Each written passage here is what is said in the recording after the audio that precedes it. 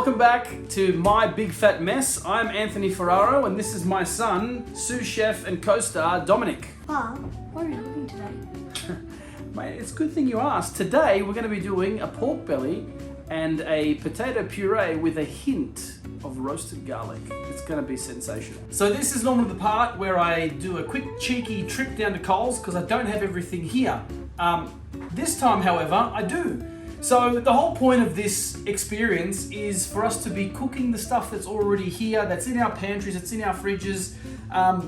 So what I want to cook today, it's all here in the house. They're staples that we have. Everything except for this amazing piece of pork belly, courtesy of our friends Tony and Nadia out of Quattro Stelle. Look at that. Pancetta pork belly. You beauty! We like it. As some of you may or may not know, I own Little Theo's takeaway and pizza bar, and we get all of our stuff from Tony and Nadia from Quattro Stelle Salumi. I had the pleasure of getting a delivery, and he said, do you want me to send you anything special? Well, how can I refuse when the master says that? So I said, send me some pancetta. And here it is. Now, the reason I want to look at this one here is because look at this lovely layer of fat. It's gorgeous! That is where all your flavor comes from. So when we talk about rendering of fat, we're basically talking about cooking that through so that it melts and it starts coating and flavoring the actual meat profile of the pork belly. We are going to make a rub. Now here's one that I prepared earlier. And by earlier, I mean like, when did we do the last pig, Dominic? It was your birthday. Last year. So it was last year. So I made this about a year ago. It's absolutely beautiful. Look at that. Rub. Smells amazing. That is a big batch that I made. That stuff literally lives forever because it's just salt and herbs and it's absolutely fantastic. What have we got in there? We have cloves, star anise, fennel seeds, paprika. Now you can use sweet paprika, smoked paprika. Hell, you can even use hot paprika. Just get some paprika in there. Get paprika in it. While we make our rub, we're actually going to start, I guess, curing the pork. What does that mean? Lemon. Limone! As Boy George said, we need more lemon. So we're going to use this. So the lemon is going to start neutralizing the pork. It's going to take the enzymes off the meat. Thanks, pal. And it's going to start the cooking process. It's also going to help us get the crackling beautiful.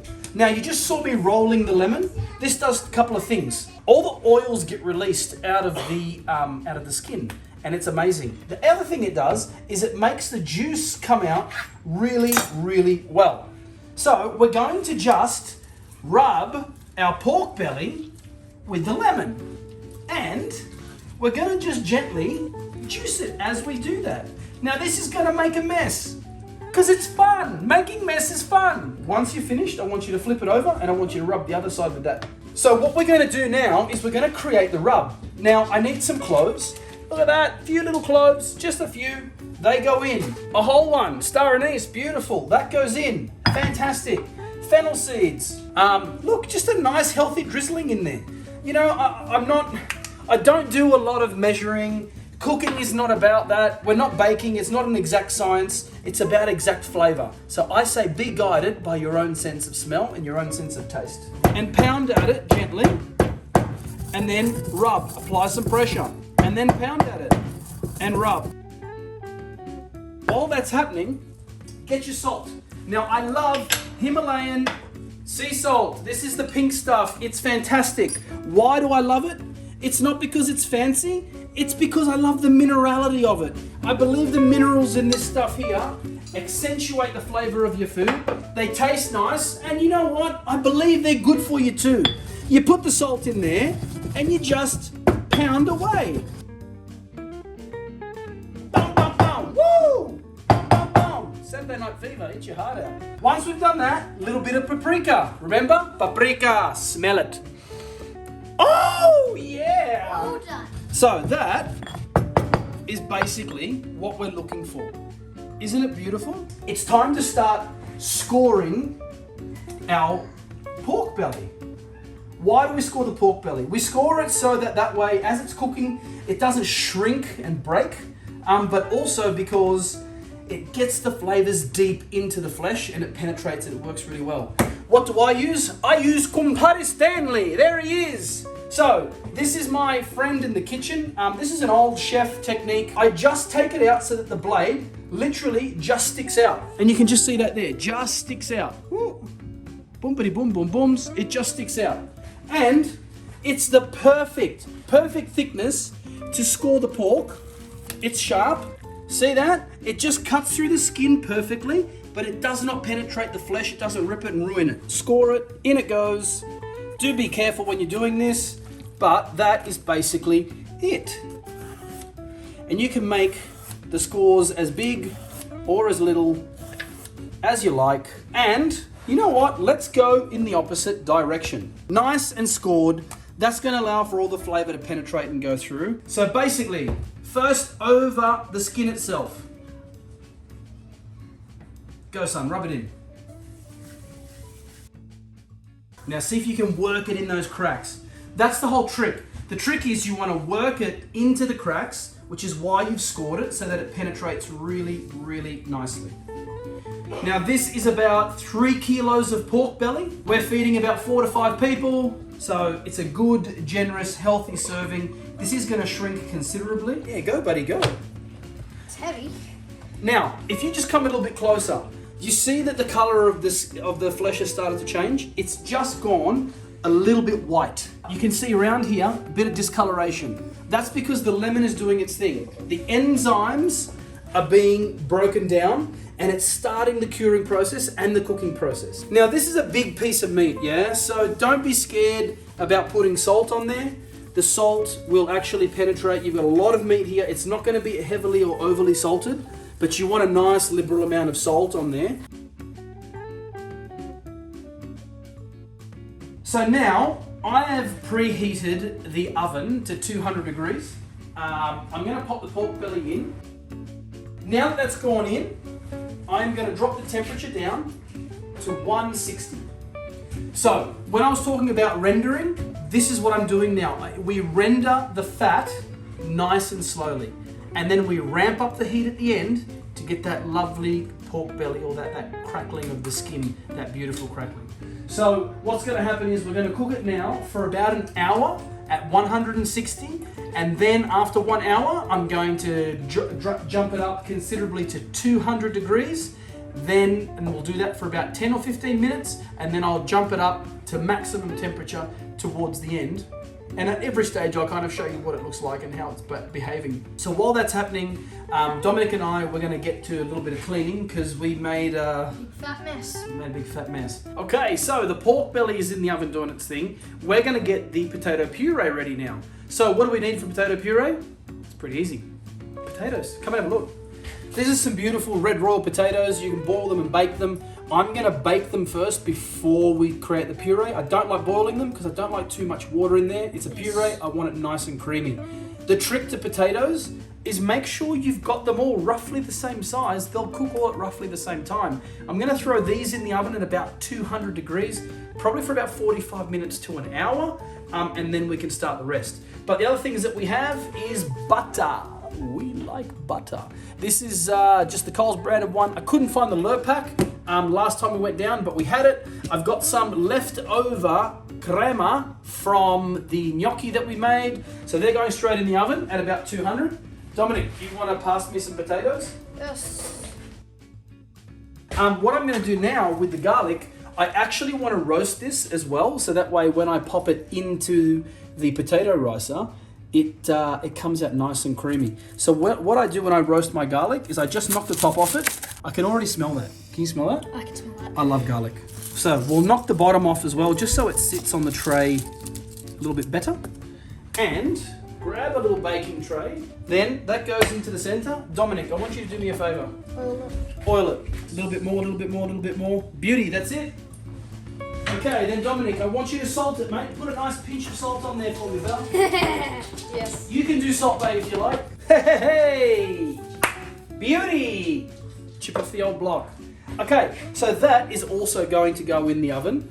It's not going to go in the oven for the whole hour. It's only going to go in there for about 20 minutes because at 200 degrees, in fact, let's scrap that. Let's pop it in the oven with the pork belly at 160, and we can leave it in there I for think about you half an mean- hour. I think you mean scratch that, reverse it. Scrap that, reverse it. Well, we're at the half-hour mark. Come on, let's have a look. It smells fantastic.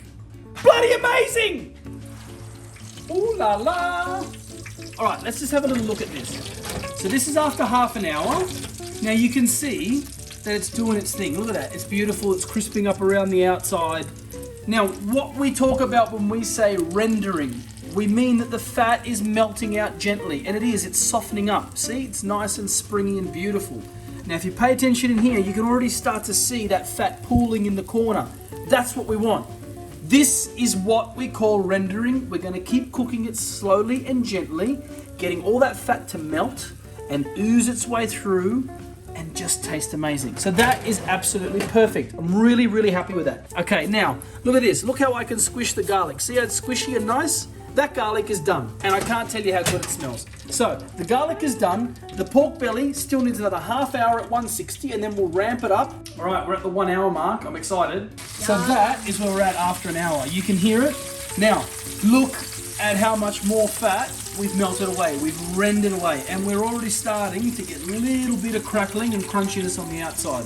The beauty about scoring it so much like that is that the heat is penetrating through, and it is actually doing the work for us, and it's rendering out that fat, melting it beautifully. Look at that, we're getting some nice coloring. We're gonna get a nice glazy kind of finish on this. It's gonna be absolutely beautiful. I'm very, very excited. So I'm gonna ramp that up now to 200 degrees. So we're at 200 now. That's going back in at 200. The potatoes are 100% ready. So I'm gonna pop these out. Look at that. Now, a lot of people prick their potatoes. I don't. Look at that. The skin's pulling away from the potato itself. This is now ready to go. So I'm gonna peel all these and I'm gonna start ricing them and getting the puree ready. Let's get the garlic going. So basically, come on in here. You can see how nice and soft this is. As you gently push it, it all just pops out. So Dominic, can I get you to squeeze all that garlic out there for me, bud? And I'll start peeling the potatoes. Look at that, perfect, beautiful peeled potato. Love it. If you do this when they're hot, you can just use a knife, rip the skin off, and then literally you can peel it like a banana. It comes off really easily. The other thing is with potato skins like this, you can literally fry them up using the rendered out pork fat that comes off that belly, and you crisp these up in there, and it's absolutely delicious. This is a beautiful puree. It's a delicious puree. And if you believe people that lie to you, it's 99.9% fat-free. We're gonna use half of this butter because potato puree isn't potato puree without a nice hefty serving of butter. So about 125 grams. I'm not weighing this out, and that can go straight into the pan. So I've got that on a nice high heat. Okay, I'm gonna drop the heat to that now so we don't burn the butter. We're gonna go to like a high-low or a medium-low. And now I'm gonna gently add in the cream. So I'm gonna pour in, so this was a 600 ml cream. We've used probably about 220 mils. I'm gonna pour in like another 100, 125, and we're gonna start there. So I'm gonna drop in one potato and potato each? 1 clove of garlic. Okay. Rice away.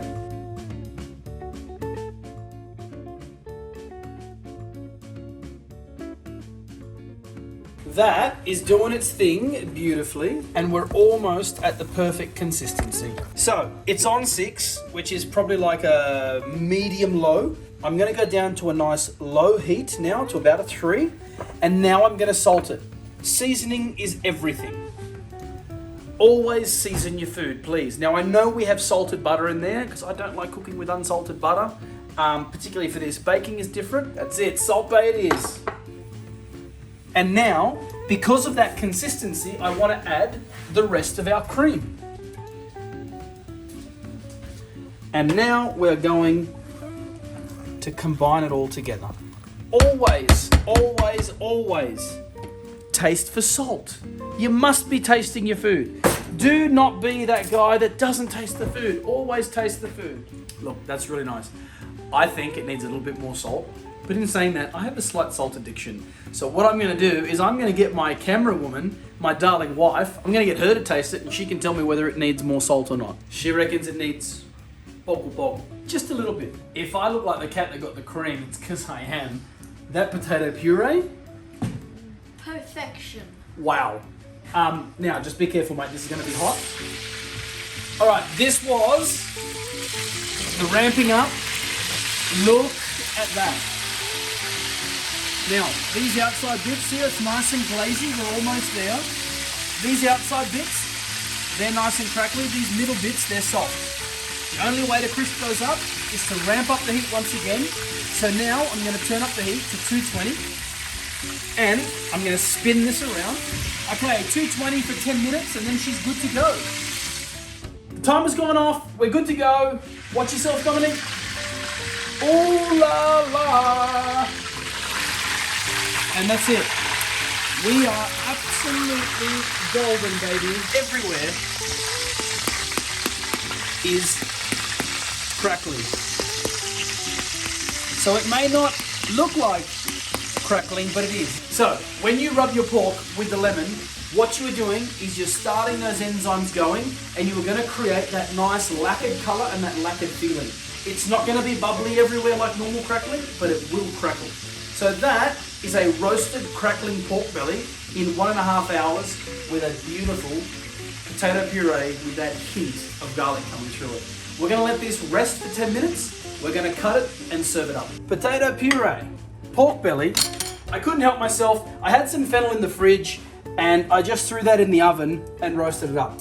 So that is our porchetta. Look at that. Sizzling pork belly, beautiful mash, a little bit of roasted fennel. This smells to die for. It's fit for a king. In fact, it's fit for a prince. So he's gonna rip into this and so are we. You guys have a great night. Buon appetito.